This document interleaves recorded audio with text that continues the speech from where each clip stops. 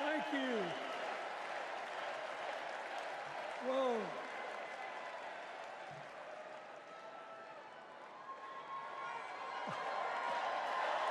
Let me ask you something.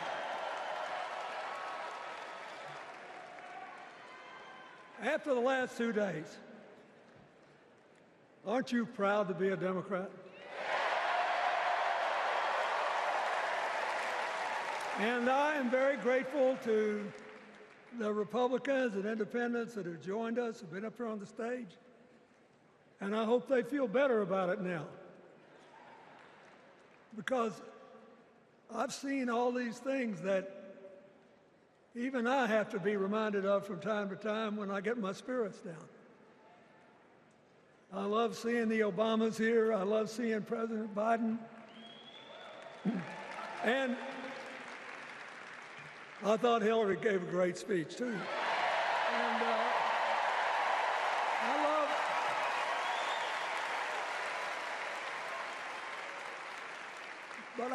I love seeing all these young leaders. A bunch of them are coming up after me. They look better, they sound better, and they'll be exciting. I do want to say one word about President Biden. Remember, he had an improbable turn that made him president. And we were in the middle of a pandemic and an economic crash.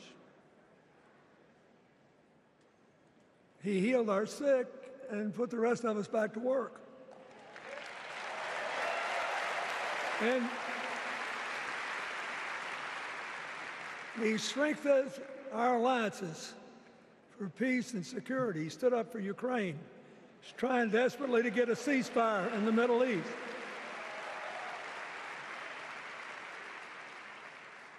And then he did something that's really hard for a politician to do. He voluntarily gave up political power. And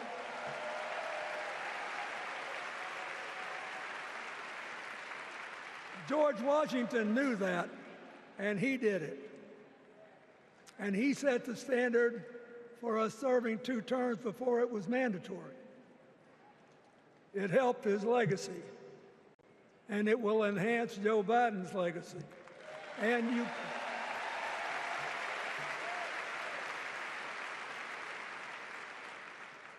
it's a stark contrast to what goes on in the other party. So I want to thank him for his courage, compassion, his class, his service, his sacrifice.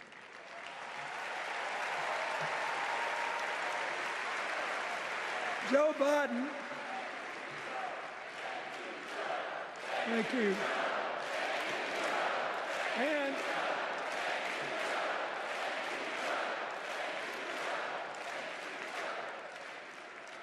he kept the faith, and he's infected a lot of the rest of us. Now let's cut to the chase. I am too old to gild the lily. 2 days ago, I turned 78, the oldest man in my family of 4 generations. And the only personal vanity I want to assert is I'm still younger than Donald Trump.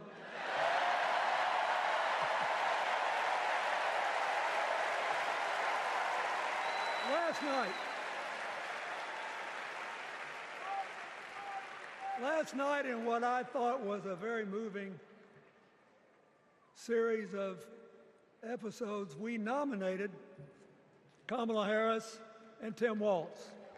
And just think about that. 2 leaders with all-American but still improbable life stories. It could only happen here. Their careers, after all, started in community courtrooms and classrooms. 2 leaders who spent a lifetime getting the good job done.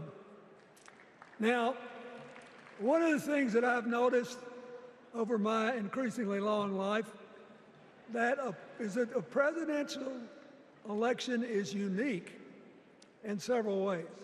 First of all, it's the greatest job interview for the greatest job in the world. Secondly, the Constitution says we, the people, get to do the hiring. And the third thing is that every 4 years, we get to change the requirements for the job. So here's what I'm thinking, because I try to apply this in every election. Will this president take us backward or forward? Will this president give our kids a brighter future? Depends. Will this president bring us together or tear us apart? Will the president increase the peace, security, and stability and freedom that we enjoy and extend it to others as we can? We, the people, we have to make a decision about these kind of questions.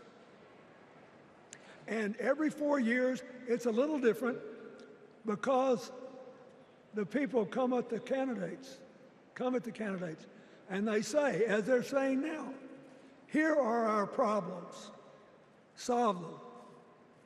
Here are our opportunities, seize them. Here are our fears, ease them. Here are our dreams, help them come true.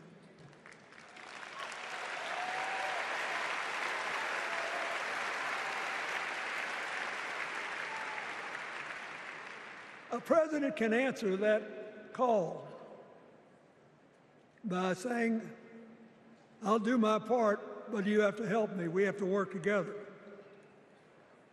Or you can dodge what needs to be done by dividing, distracting, and diverting us.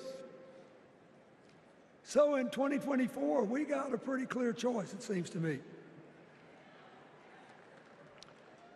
Kamala Harris for the people,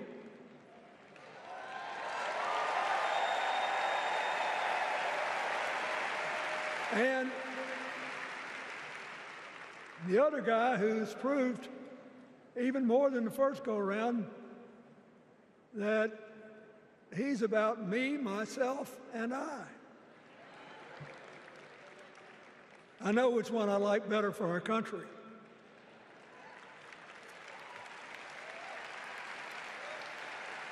Kamala Harris will work to solve our problems, seize our opportunities, ease our fears, and make sure every single American, however they vote, has a chance to chase their dreams. You know, when she was young, she worked at McDonald's. And she greeted every person with that 1,000-watt smile and said, "How can I help you?" Now she's at the pinnacle of power, and she's still asking, "How can I help you?"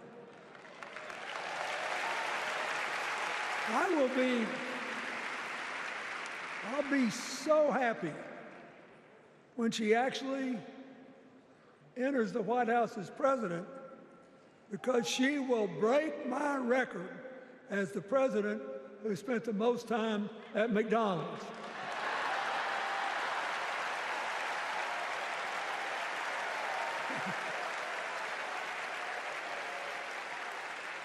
Now, but we got an election to win.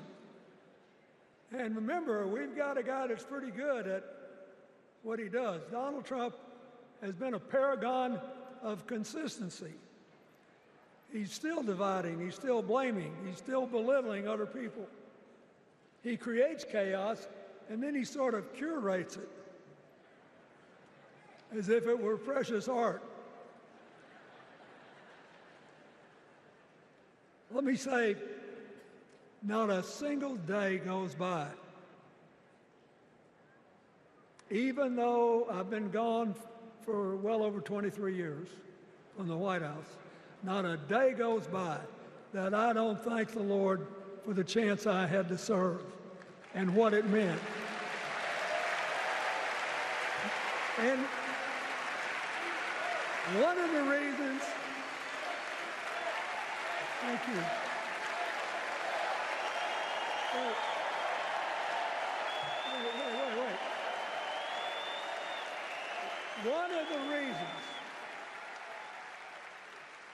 One of the reasons I love the job so much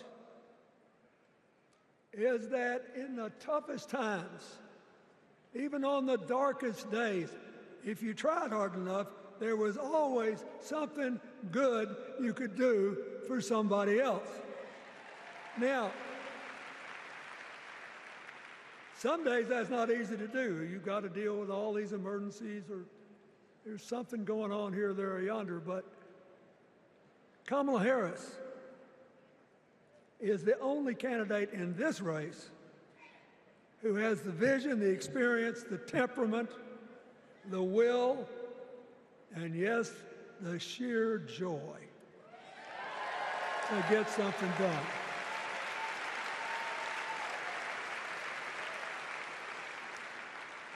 I mean, look, what does her opponent do with his voice? He mostly talks about himself, right? So the next time you hear him, don't count the lies. Count the eyes.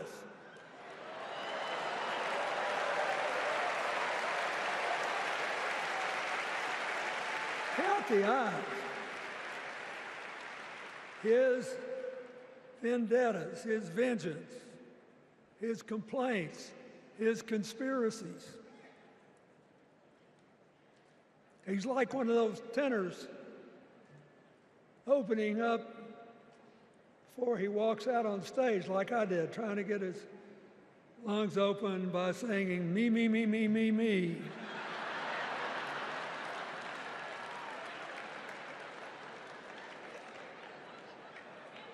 When Kamala Harris is president, every day will begin with you, you, you, you.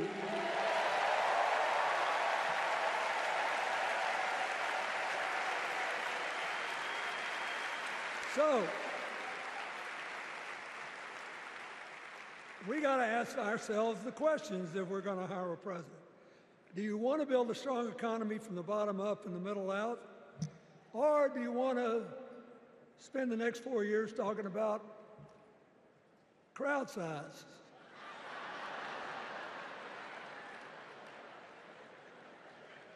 You're going to have a hard time believing this, but so help me, I triple-checked it. Since the end of the Cold War in 1989, America has created about 51 million new jobs.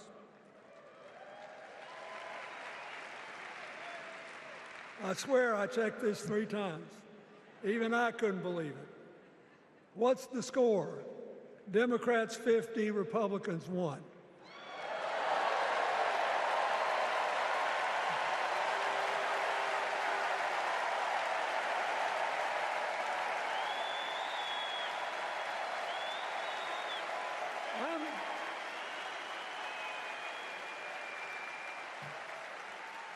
I'm glad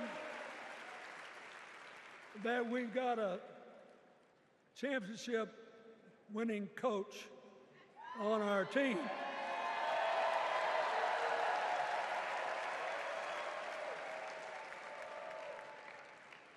But even the most limited of us in what we know about football or any other sport knows that if you're got 50 and the other side's got 1, you're ahead.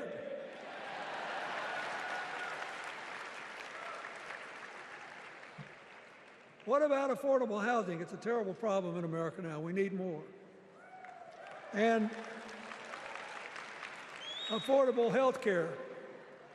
That's why the Democrats put a limit on monthly payments for insulin and a $2,000 a year out-of-pocket limit and are trying to cover more drugs by bargaining for prices. We need more financing for small businesses. We need still to strengthen our alliances. I almost croaked in the first debate of this election season when President Trump said nobody respected America anymore like they did when he was president. Wait. And with a straight face. Look, you got to give him. He's a good actor. With a straight face, he cited as evidence of the respect that existed for us when he was there, the presidents of North Korea and Russia.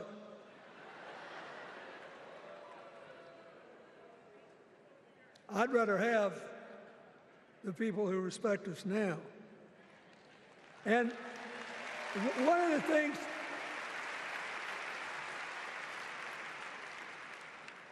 is when you send a signal to the other countries, you want them to know whether they agree with you or not, at least that you're on the level. Here's where you are and what you believe. What are they supposed to make to these endless tributes to the late, great Hannibal Lecter?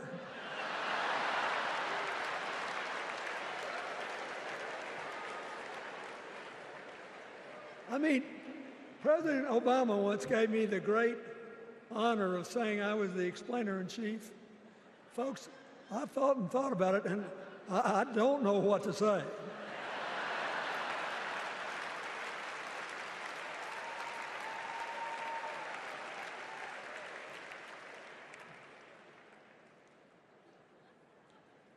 Like Hakeem Jeffries, I too want an America that's more joyful, more inclusive, more future-focused. Just think what a burden it's been on us to get up day after day after day after day, buried in meaningless hot rhetoric, when there's so many opportunities out there, so many problems that need to be solved. I want that. And that's the America Kamala Harris will lead. And she's already made her first presidential decision, and she knocked it out of the park when she asked Governor Tim Walz to be her nominee for vice president.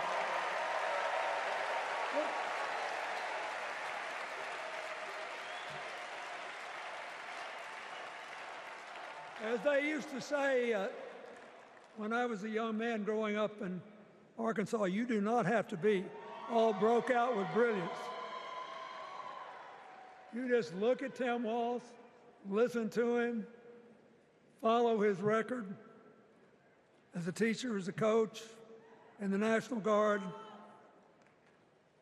as a congressman, where he was the only Democrat, save one, elected in that district in more than 100 years.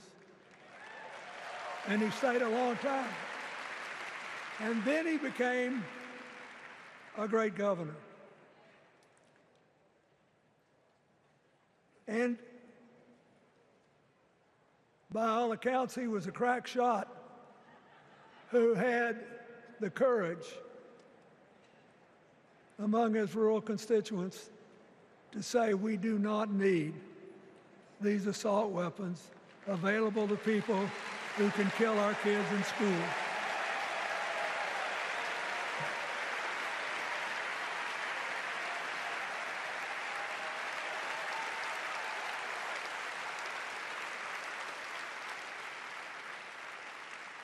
So, armed with her first decision,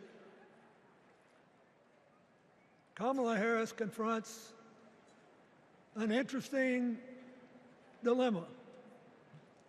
We're going to walk out of here feeling pretty good, I think. We've got energy, we are happy, we feel like a load's off our shoulders. And we know we're just being asked to fight the same fight that the forces of progress have had to fight for 250 years.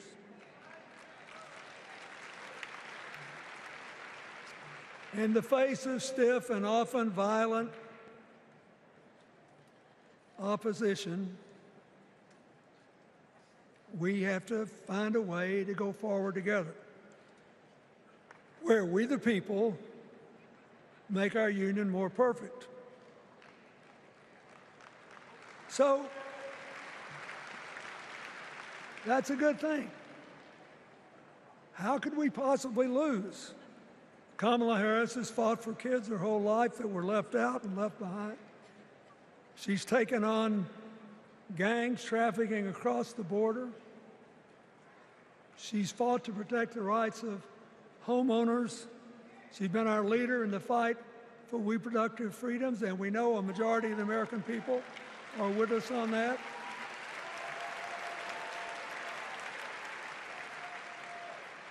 And she's gained an invaluable amount of experience as Vice President, advancing our values and interests around the world.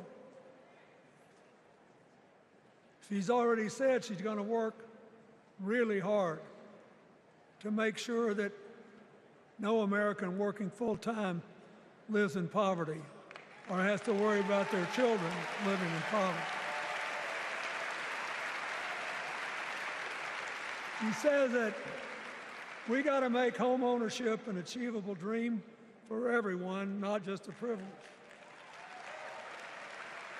She said that and this meant a lot to me, that she would protect everybody's right to vote, whether or not they voted for her. They were citizens, and they deserved the right to vote.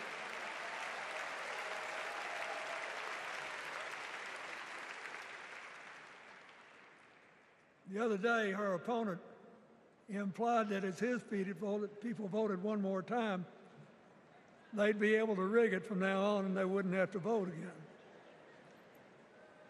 You think they're kidding, but I know a lot of these folks, and most of them are really good people, but some of them think that they are bound to dominate America politically, economically, and socially, and they have to use politics to do it, and they should rig the system. I don't believe that. And so here's what I want to tell you. We've seen more than one election slip away from us when we thought it couldn't happen, when people got distracted by phony issues or overconfident. This is a brutal, tough business. I want you to be happy. One of the reasons that President-to-be Harris is doing so well is that we're all so happy.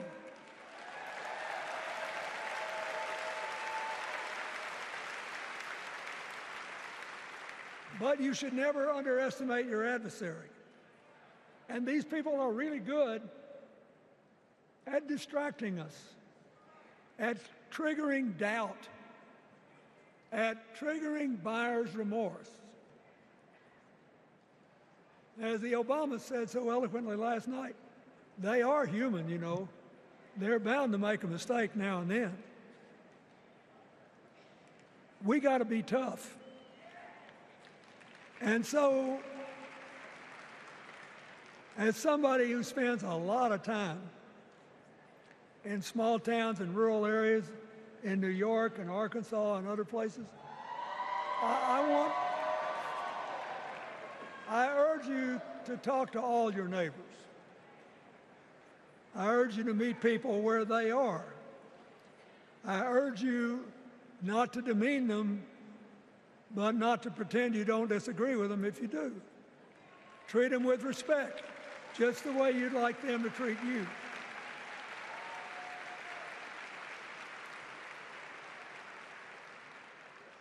ask for their help, and then follow our leader, Kamala, and ask them, how can I help you?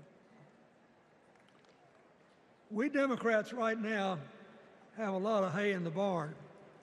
We've got massive achievements, massive advances, but there's still a lot of slips between today and Election Day that we have to navigate. And so I want to say this from the bottom of my heart. I have no idea how many more of these I'll be able to come to. I started in '76, and I've been to every one since. But no, 72. Lord, I'm getting old. But here's what I want you to know. If you vote for this team, if you can get them elected and let them bring in this breath of fresh air, you will be proud of it for the rest of your life. Your children will be proud of it. Your grandchildren will be proud of it.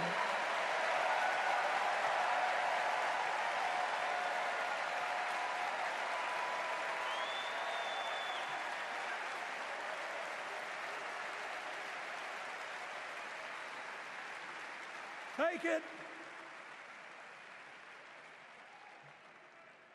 from a man who once had the honor to be called in this convention the man from hope. We need Kamala Harris, the president of joy, to lead us. So,